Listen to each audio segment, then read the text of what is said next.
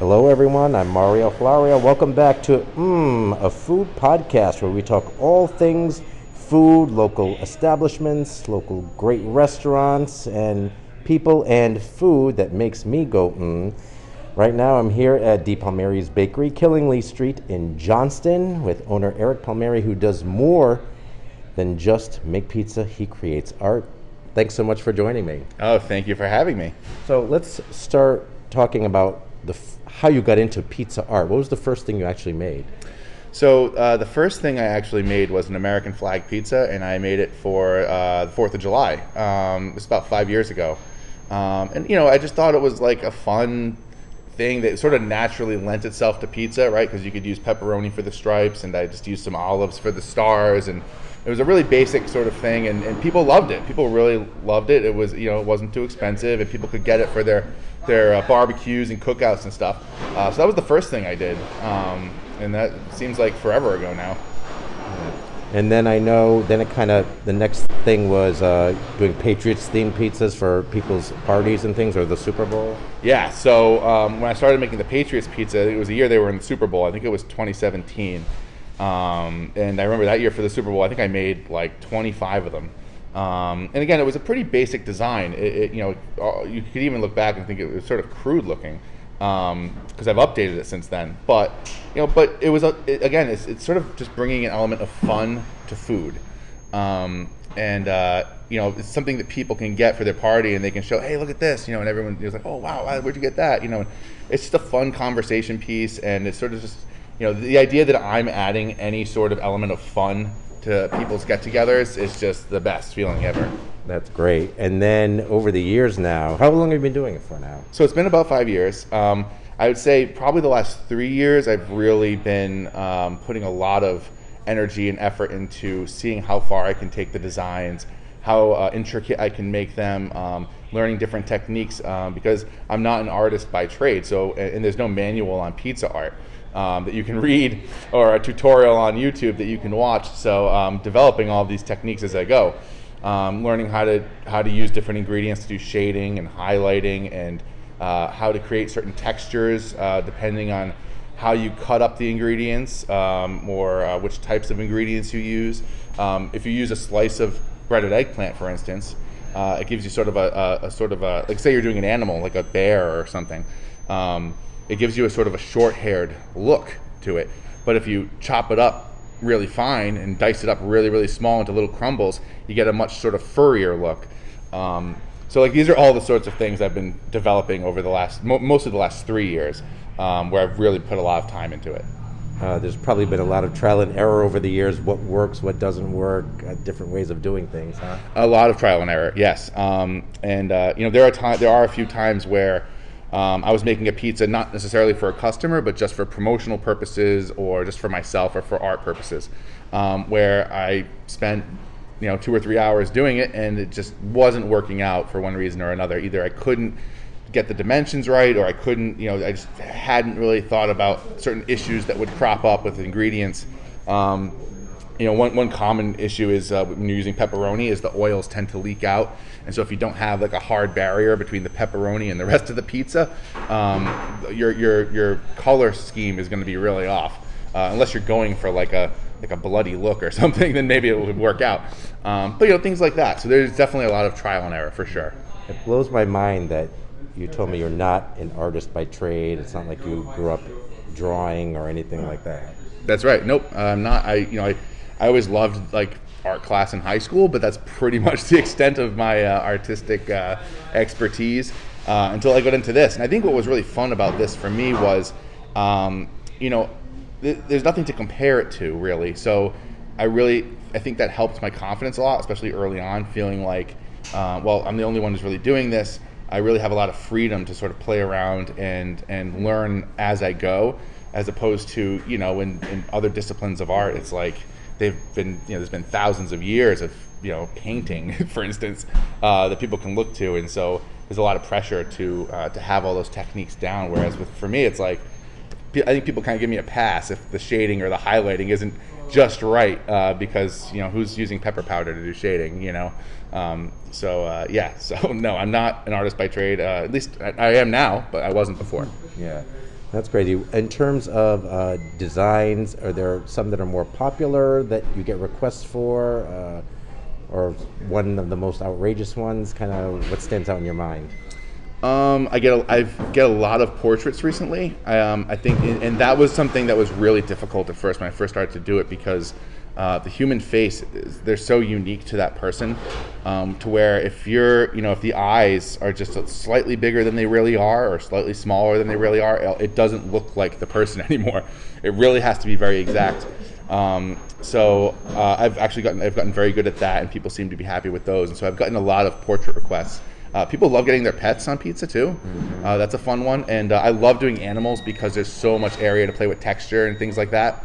So that's been a lot of fun. And I have had a couple of people ask me to do their house on a pizza for a housewarming party.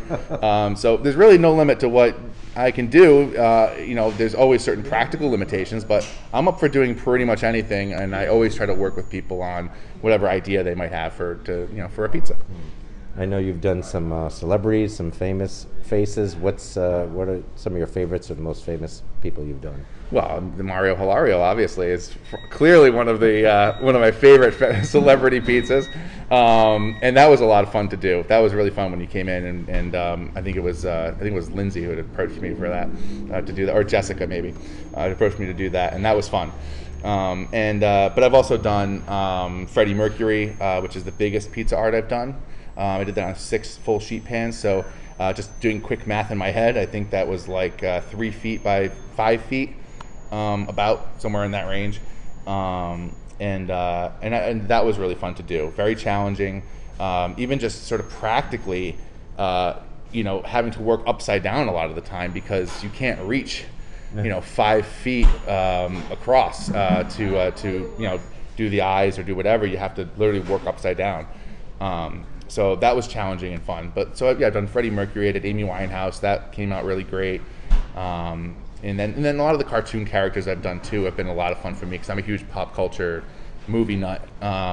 So Star Wars and superheroes and things like that have been a lot of fun too. Nice. So back to the Mario. Not that it's all about me, but you said that actually is a pretty unique piece that you did for me, right? It is actually, yes. It's the only pizza I've ever made with bacon on it, because you're a huge fan of bacon. So the photo I used for that pizza, and I'm sure people can look this up. I think it still might be your profile photo somewhere. Yes. It's a picture of you eating. It's something else. It's bacon pasta or something, bacon mac and cheese or something. So for the pizza, I just put a big hunk of bacon on the fork in the portrait that we did.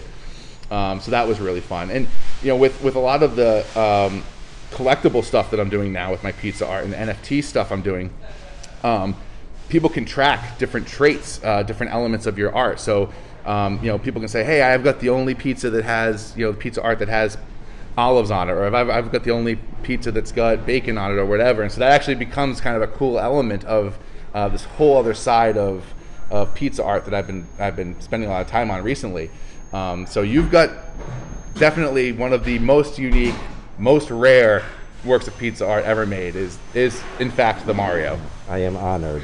So tell us about this whole other realm that you've kind of gotten into now with your art. Absolutely. Well, I'm sort of an NFT freak, I guess you could say. I've really jumped into it head first. And what's great about it is it's enabled me to sell my art in a way I could never sell it before, because with food, I can't sell someone a pizza that they can keep forever, right? So it's not like buying a painting. And I guess I could take a photograph of it and sell the photograph, but then again, it's not really photography, right?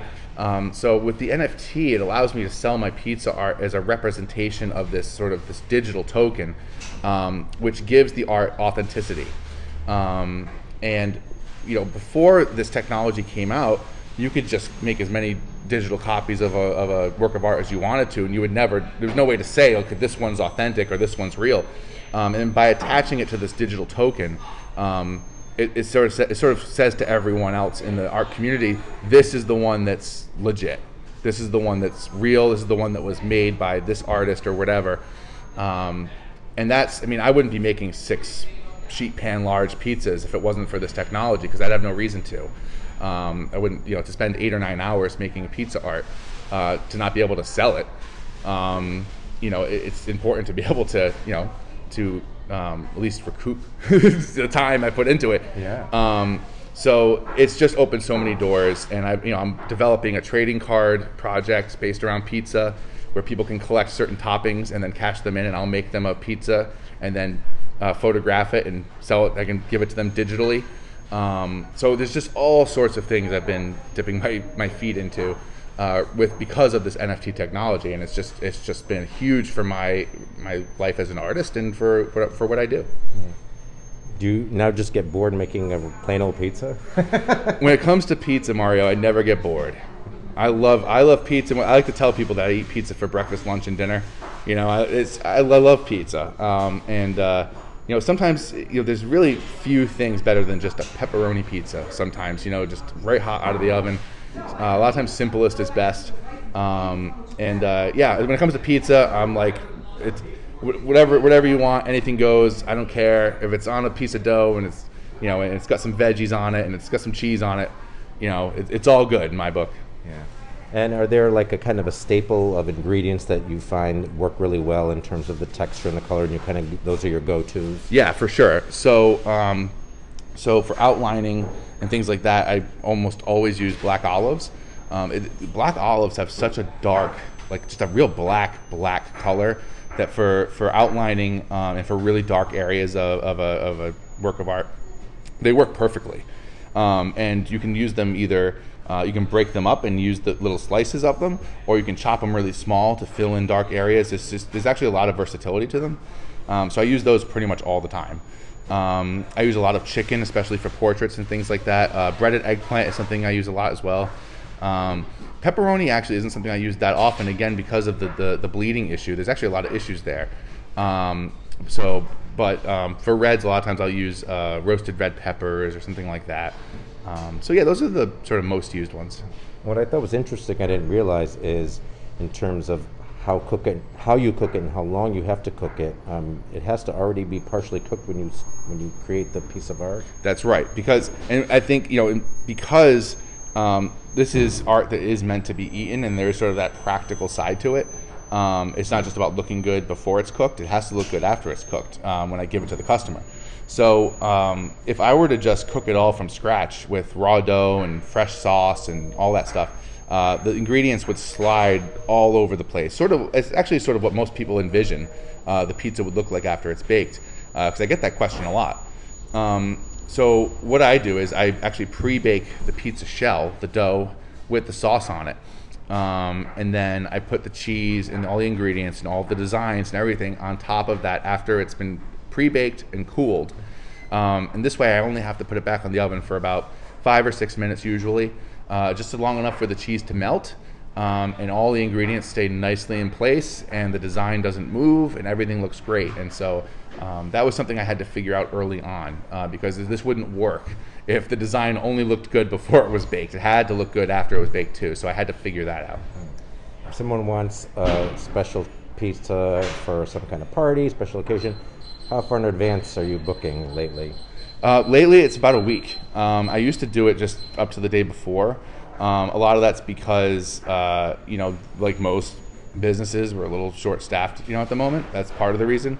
The other part is that I'm spending so much time on each of these designs, sometimes 3 or 4 hours, that I definitely can't do more than one a day usually.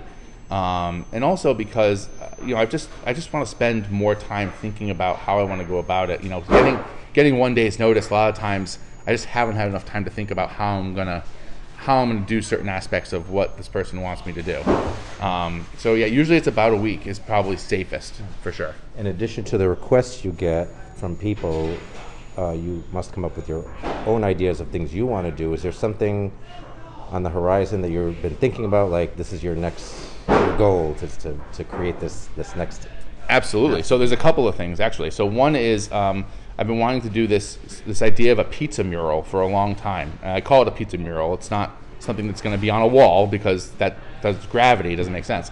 But it's an 8-pan large work of art. So it will be the biggest thing I've ever done. And so I'm super psyched about that. I'm doing a whole portrait series next year of these large works of pizza art that's going to feature endangered species. And I'm looking into trying to find certain charities that accept crypto. If there's like an animal fund or something, I can donate some of the proceeds to. I'm looking to do that as well. And actually have a friend of mine, a high school friend of mine, who's a filmmaker, is going to be coming out and is going to be making a short documentary about the pizza mural and just how it's made, all that stuff. So that's fun. I'm super excited about that. And then there's this collectible card project that I've been working on really hard. Where in the NFT space, I can really interact with my collectors, people who collect my art, where they can collect these toppings cards and put them together and trade them in for a real pizza made by me that's then given to them digitally, of course. And then they can even take 2 of those pizzas, put them together, and I'll make some sort of a pizza design out of those ingredients. So it's like a fun little collectibles project, sort of like baseball cards, only with pizza. And I'm super psyched about that. I think that'll be really fun. So those are sort of the 2 big things I've got. That's awesome. And I know you said you've got right now seasonal pizzas that you've been doing. Talk about that. Oh, that's right. So I've been doing a year-long project of these seasonal pizzas. So these are smaller, round pizzas with simpler designs that have a seasonal theme to them. And I've been doing one a month. And I started in October. I did a pumpkin pizza for October. I did an autumn leaf in November, and a holiday wreath in December, and I just did a winter cap pizza for January. So I'm gonna do one a month, and then at the end in November, I'll compile them all into a calendar and make that available for purchase. And then people who have actually collected these works of art in the digital realm, we'll get like discounts and stuff on them and stuff like that. But that's been a really fun project too. Yeah. Tell us about the winter cap one that you have in front of us here today that you made. Oh yeah, so the winter cap is fun. So what's interesting about this project is trying to find and think of things I can make with the limited space that's available to me. Because what I really wanted to do was a snowman. To be honest, for January I was saying I want to do a snowman, but a snowman doesn't work on a round 16-inch pizza. It just won't work. So you got to take something, a smaller item. So I decided to do a winter cap. It's been really cold this month, so I felt like it was appropriate. And it's a pretty basic design. I used pepperoni sliced very thin with olives and some grated cheese and ground black pepper, pepper powder for some shading, and then I used some grated cheese to make it look like there's little flurries and little snowflakes on the hat there.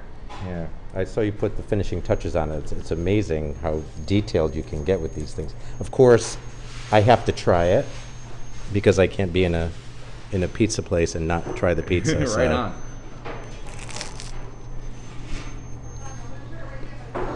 on. Oh my God, that is so good. And what Mario's eating right now is a piece of the pom-pom of the winter cap pizza, which I feel like is probably the most desirable slice of the pom-pom. Oh, I'm sorry, of the winter cap pizza is the pom-pom. Everyone wants the pom-pom, so you definitely got the best slice there. Well, it's got all that great pepperoni, and it looks like an actual pom-pom. It's amazing. Crazy. Yeah. Yes, it's fun. And that's really at the end of the day, like this. I just have so much fun with this. And I think in most jobs, and in this one as well, you're doing a lot of the same thing every day. It's sort of the nature of a job, right? And so this has really been something that I've been able to do that's made my work life a lot more exciting. And I have a blast with it, and I have for the last 5 years. That is great. I love it. I love all your designs. I love seeing them all. How can folks see what you've done, and then get in touch with you if they want to order some of your pizza art? Definitely find me on Twitter. That's where I'm the most active, at Eric John Art. But you can also go to the website, which is ericjohnart.com or dpalmierisbakery.com. You can find me on Facebook and Instagram and all those other social media accounts as well. Those are the best places to find all the information that you might need if you want to actually order one of these pizzas, or if you're interested in NFTs too. Awesome. Eric Palmieri, thank you so much, and keep on creating these delicious and beautiful pizzas. Thank you, Mario.